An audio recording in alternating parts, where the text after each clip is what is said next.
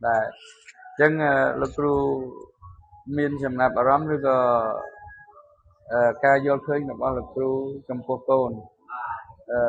quay bắt bị đam năm nhưng miềnបញ្ហាអសកម្មមួយចំនួនប៉ុន្តែយើងអាចធ្វើបាននៅtrongឆ្នាំមានន័យថាមិនបោះបង់ការសិក្សាចោលអញ្ចឹងជាជោគជ័យណាមានតែការព្យាយាមប្រឹងប្រែងទេដែលធ្វើឲ្យយើងអាចទៅមុខបានបើមិនមានការព្យាយាមប្រឹងប្រែងយើងនឹងបរាជ័យឧបសគ្គវាគ្រាន់តែជាមេយាជាកលដើម្បីមកសាកចិត្តយើងបើយើងធ្វើបានឧបសគ្គវាថយក្រោយតែប៉ុណ្្នឹង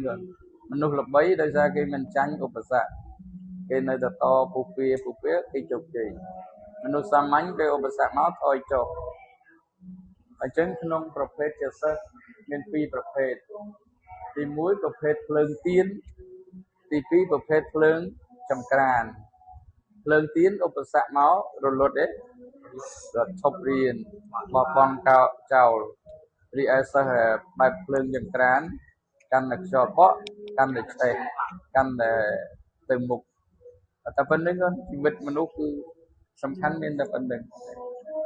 តស៊ូជោគជ័យបោះបង់បរាជ័យសម្រាប់ខ្ញុំជាអនុប្រធានខ្ញុំមានពាក្យពេចន៍តែផ្ដាំទៅអ្នកទាំងអស់គ្នាខ្ញុំជាអនុប្រធានអញ្ចឹងខ្ញុំទទួលការរងរិះគន់ជូរចត់ច្រើនណាស់រយៈពេល1ឆ្នាំហ្នឹងខ្ញុំសង្ឃឹមថាអ្នកនរគ្នាឡើងទៅដល់ជំនាញទៅអ្នកគេនឹកឃើញអំពីលោកគ្រូអ្នកគ្រូដែលនៅ Foundation ថានៅគាត់ខំប្រឹងបង្រៀនយើងហើយអញ្ចឹងយើងត្រូវតែឡើងទៅដល់ជំនាញយើងខំប្រឹងបន្ថែមទៀតយើងអាចប្រឡែងដៃបានហើយដើម្បីចាប់យកជំនាញមួយហ្នឹងហើយពួកខ្ញុំនៅថ្នាក់ SB 94C នេះ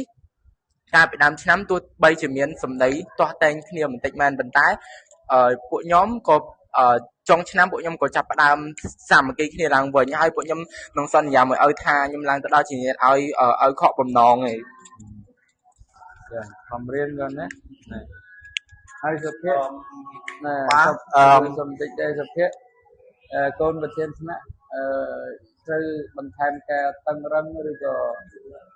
ជាលក្ខគាត់បើកូនធ្វើធម្មតាទេយើងអត់បានជោគជ័យទេណាក្នុងនាមខ្ញុំជាបងគេនៅក្នុងថ្នាក់ហ្នឹងខ្ញុំសូមជូនពរឲ្យលោកគ្រូមានសុខភាពល្អជារៀងរហូតទៅហើយកុំឲ្យជួបបញ្ហាបើជួបបញ្ហាឲ្យសូមឲ្យជៀសផុតឲ្យឆ្ងាយអញ្ចឹងកូនមានប៉ុណ្្នឹងតារា